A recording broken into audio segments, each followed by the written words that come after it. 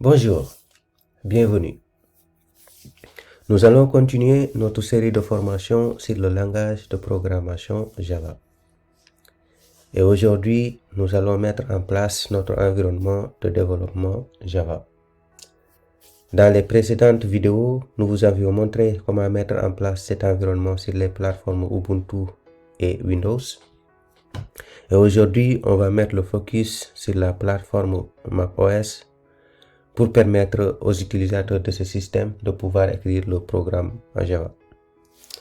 Donc, ce que nous allons faire, c'est de vérifier déjà est-ce que je dispose d'un système, est-ce que j'ai déjà une version du JDK qui est installée. Donc là, j'ai déjà Java qui est installé. Quand je fais Java moins version, là, j'ai déjà une version 11 qui est installée. Maintenant, l'objectif de cette vidéo, c'est d'installer la version 17. Donc, ce qu'on va faire, je ne vais pas supprimer cette version-là, mais je vais installer la version 17 du JDK et par la suite vous montrer comment installer différentes versions du JDK dans un même système et de pouvoir basculer d'une version à l'autre. Maintenant, on va aller sur le site de Oracle. Donc, on va mettre JDK bien Oracle JDK 17. Donc là, on va télécharger notre version sur le site de Oracle. Donc là, on a la version 19 et la version 17. Donc là, on va sélectionner la version 17 qui est là. Et ce que vous pouvez voir, on a plusieurs plateformes. On a la plateforme Linux, macOS et Windows. Et comme vous le savez, le langage Java est un langage qui est indépendant de la plateforme. Mais notez que cette indépendance ne concerne pas le JDK, la JVM et la GRE. Car pour chacun de ces outils-là, il y a des versions spécifiques pour chaque plateforme. Donc par exemple, si vous avez besoin du JDK pour du Windows, donc il faut télécharger cette version-là. Donc si vous avez besoin d'utiliser par exemple la plateforme Linux, il vous faut le JDK pour Linux, ainsi de suite. Donc dans notre cas, on utilise un système macOS, donc il nous faut un JDK pour macOS. Donc ce qu'on va faire, c'est de venir ici au niveau de macOS et de cliquer là-dessus. Et ce qu'on remarque, il y a différentes versions. Maintenant, il faut noter que pour les systèmes macOS, depuis la sortie des nouveaux modèles, donc Apple s'est doté de nouveaux CPU. Donc du coup, il n'utilise plus les CPU de Intel. Donc du coup, pour savoir quelle est la version que vous allez utiliser, donc ce que vous allez faire, c'est de venir ici au niveau de cette pomme-là, cliquer là-dessus et venir dans à propos. Et là, par exemple, si vous venez ici, vous verrez que là, vous avez Intel. Donc, si vous utilisez les nouveaux modèles, donc vous verrez à la place de Intel, ça va être marqué, par exemple, Apple One Pro, M1 Pro. Donc, Apple M1 Pro, ça correspond au nouveau modèle de MacBook. Donc par exemple là j'utilise la dernière version, la toute dernière version de macOS qui est Ventura. Donc enfin à partir de là vous saurez quelle est la version que vous devez télécharger. Donc là on revient sur le site de Oracle. Là la version qui m'intéresse c'est celle-là. Donc je vais cliquer sur le lien là pour télécharger. Donc là le téléchargement est en cours. Donc on attend que... Ok, là on a déjà la version 17. Donc je vais en profiter ensuite pour télécharger la version 19 aussi. Comme ça, on aura 3 versions au niveau de notre système. Et on pourra utiliser n'importe quelle version quand on le souhaite. Donc là, on clique à nouveau sur Java 19. On revient sur macOS. Et là, on clique encore sur ce lien-là. Donc là, on revient ici. Et là, on a nos téléchargements qui sont terminés. Donc, on va commencer par installer le JDK 17. Donc, on va cliquer ici. Donc là, on clique et on suit les instructions. Donc, continuez, installer. Donc là, on vous demande de saisir votre mot de passe. Donc, vous pouvez mettre votre mot de passe directement.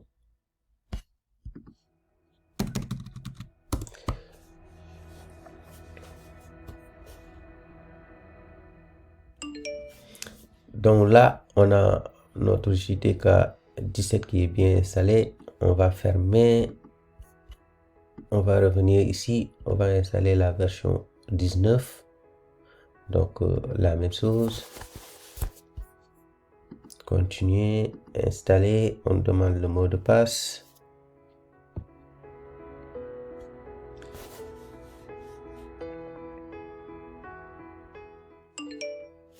Ok, donc on a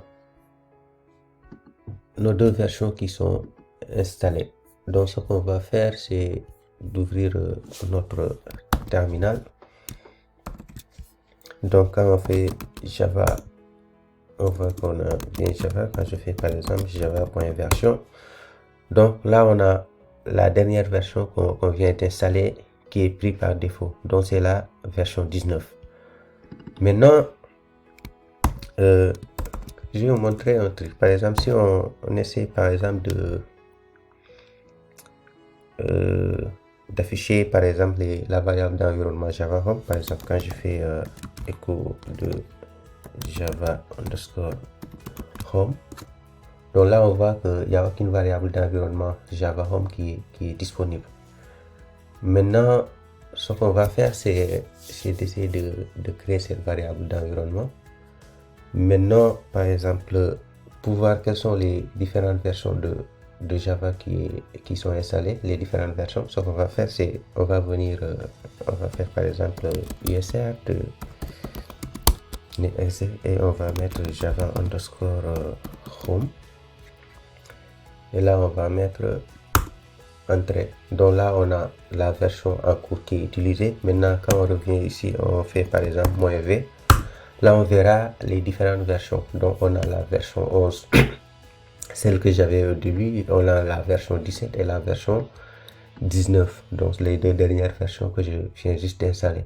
Maintenant, pour avoir une vision beaucoup plus détaillée des différentes versions qu'on a, à la place de -v, si on met par exemple X, on a une vision qui est au format XML.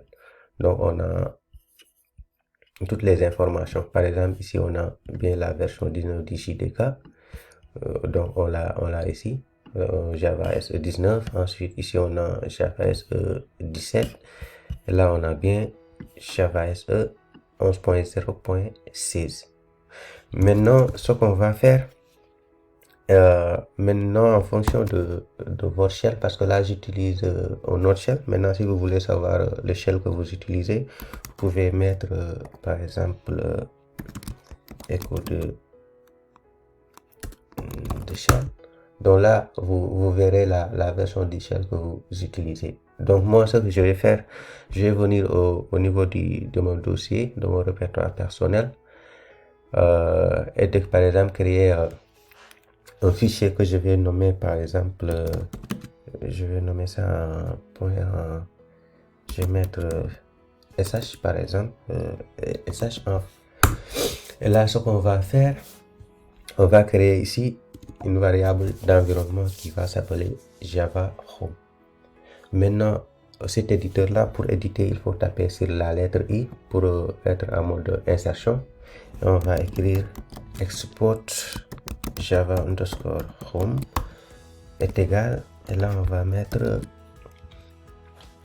l'emplacement, la commande qui va nous permettre de récupérer la version. Donc on va mettre usr /lib exec. Ensuite on va mettre Java underscore home. Ensuite on va mettre -v. Et là, par exemple, on va dire qu'on va utiliser la version 11. On va utiliser la version 11. Donc on va mettre v11. Là, on va cliquer, taper sur échappe. Maintenant, pour enregistrer nos modifs, on a la possibilité de faire par exemple w point d'exclamation, tout en minuscule. et entrée. Là, on a déjà enregistré. Maintenant, pour quitter, on peut mettre deux points Q et point d'exclamation. Sinon, si vous voulez faire les deux en une seule commande, vous pouvez faire deux points X, point d'exclamation. Donc, vous enregistrez et vous quittez directement. Donc là, j'ai quitté. Maintenant, je vais recharger ce que je viens de faire. Et là, si je fais Java version, donc là, on est maintenant au niveau de la version 11 du JDK. Donc, par exemple, quand je fais Java C version, donc on a toujours la version 11 qui est là. Maintenant, si on veut encore modifier pour utiliser la version 17 par exemple, ou bien 19, bon, on va mettre 17 par exemple. Donc, on va taper I pour insérer, on met 17, on fait échappe, 2.x, point d'exclamation, on enregistre, on quitte, ensuite on me refait source env, et là quand je refais Java version, là on a bien la version 17 qui est là. Donc quand je fais Java C version aussi, là c'est bon. Mais le souci qui se pose, c'est qu'à chaque fois, si on veut modifier, on est obligé de modifier le fichier là, changer de version. C'est pas trop top. Maintenant, ce qu'on va faire, c'est on va automatiser ça, donc rendre ça dynamique. Donc pour ce faire, on va revenir au niveau de notre fichier. Et là, on va créer par exemple une fonction qui va s'appeler par exemple JTK, et ce qu'on va faire à l'intérieur, on va créer une variable qui s'appelle version. Donc version, on va lui donner un paramètre, donc un argument qu'on va passer quand on va taper la commande JTK. Par exemple, si on veut utiliser la version 11 du JTK, on fait JTK espace 11. Donc, ce paramètre-là va être récupéré ici et sera affecté à la version. Donc, on va faire entrée et ensuite on va mettre export de Java underscore home.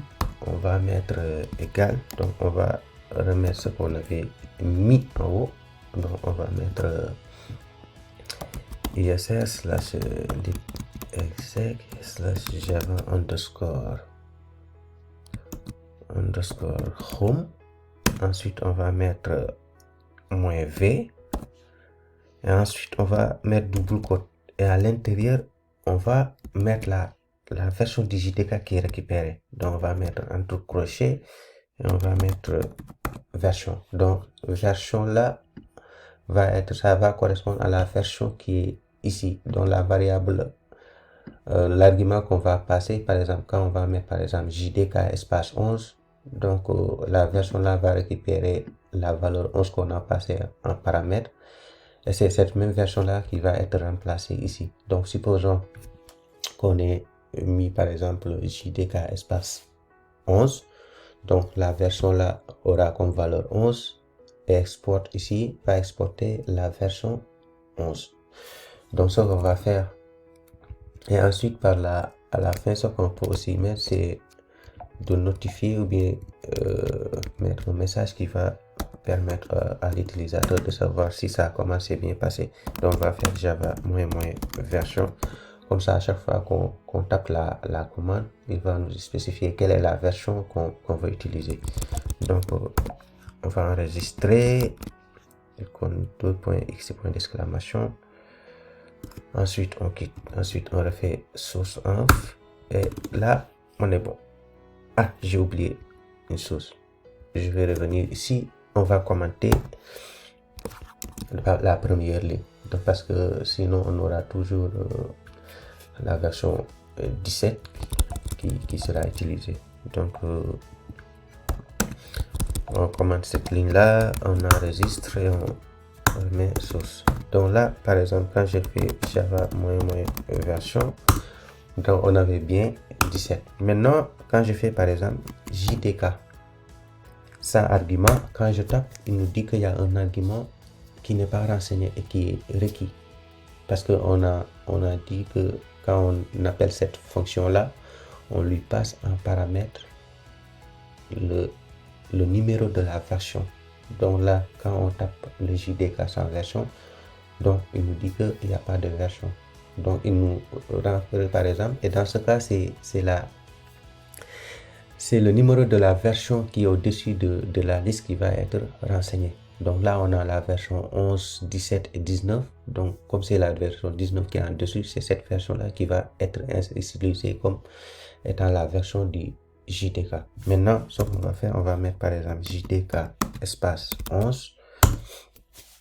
Et là, on voit qu'on a Java 11. Par exemple, quand on refait Java moyen version, entrée, on a Java 11, Java C moyen version, on a aussi Java 16. Maintenant, quand on fait JDK par exemple 17, on a la version 17 qui est là. Moi, je fais Java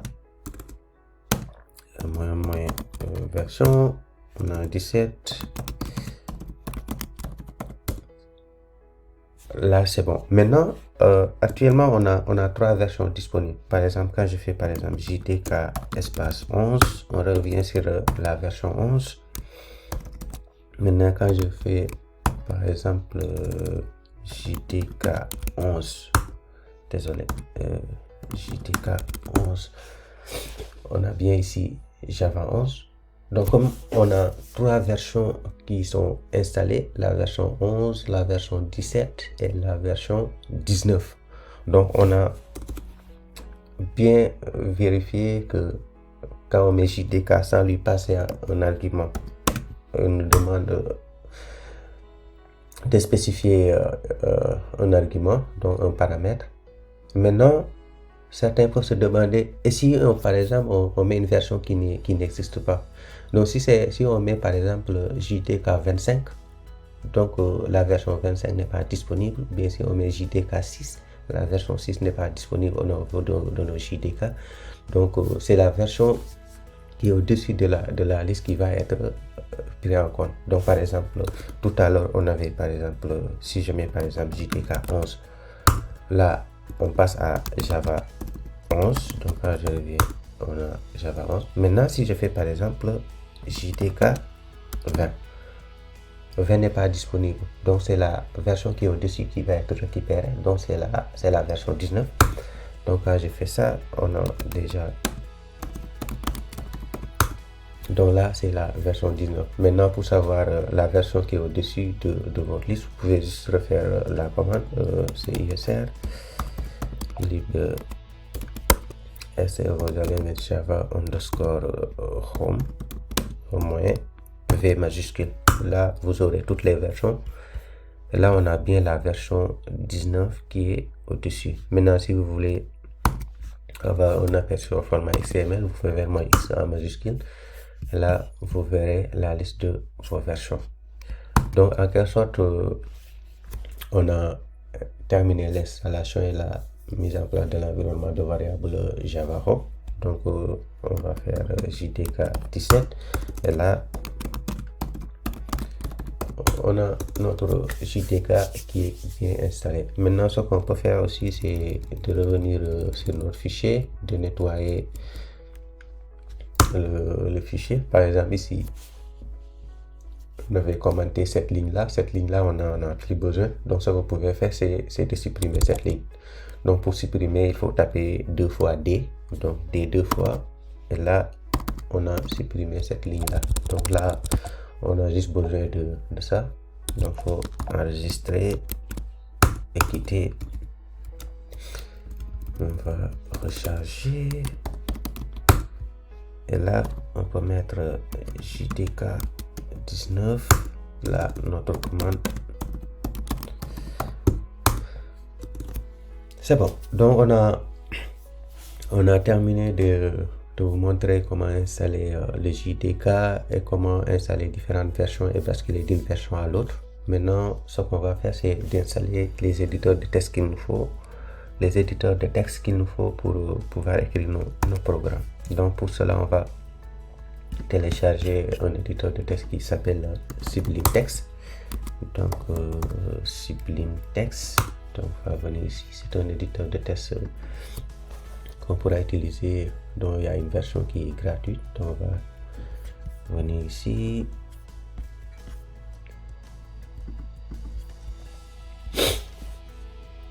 Donc là, on va faire glisser, déposer.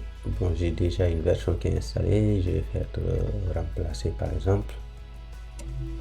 Donc si on vient ici, on va mettre Sublime là. Donc là, on nous demande de mettre à jour.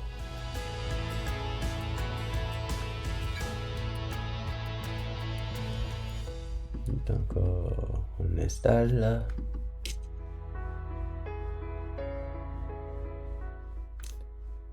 Et là, on a notre JDK qui est bien installé et mis à jour. Donc, c'est bon pour le JDK. Pour Sublime Text, on va passer à IntelliJ. Donc, IntelliJ. Donc, c'est un IDE qui est très intéressant quand même, qu'il faut avoir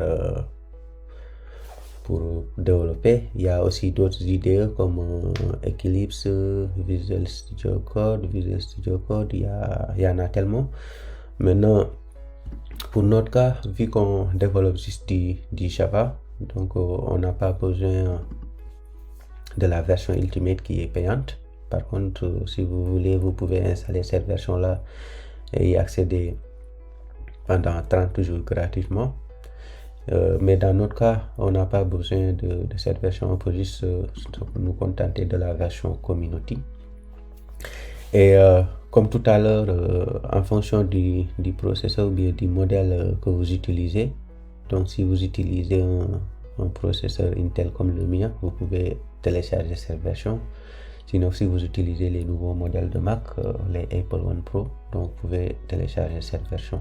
Donc pareil ici. Donc dans notre cas, on utilise un modèle Intel, donc on clique sur cette version là et là on attend.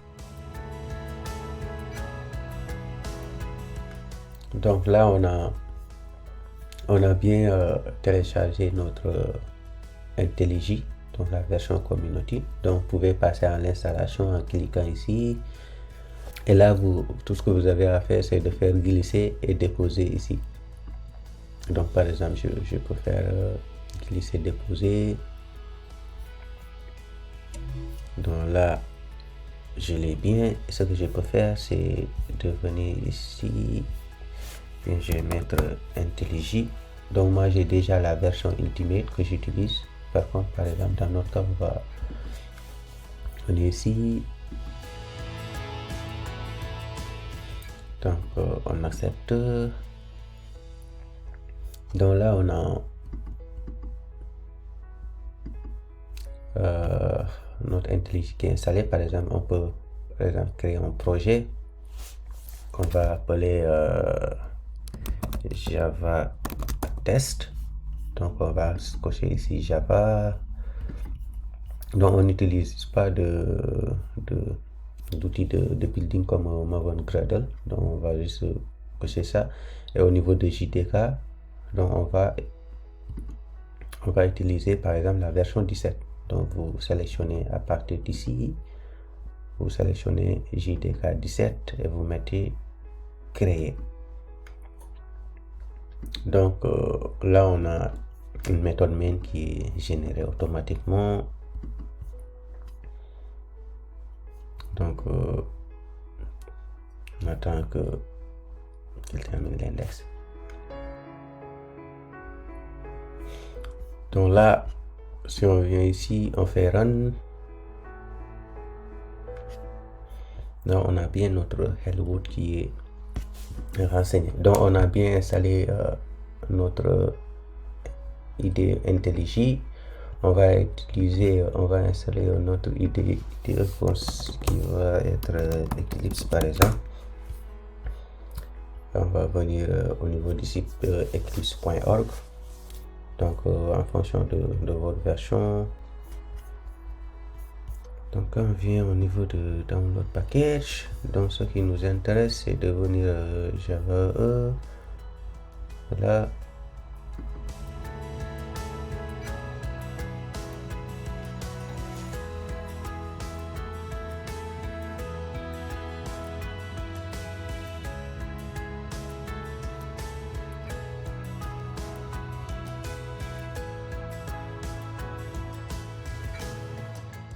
Donc là, on a notre IDE Eclipse qui est bien installé.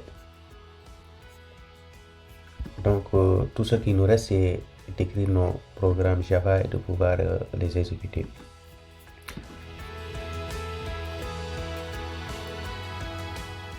Donc pour récapituler, ce qu'on a eu à faire, c'est on a commencé par installer différentes versions du JDK. Donc on a la version 11, la version 17 et la version 19. Donc on a montré comment basculer d'une version à une autre.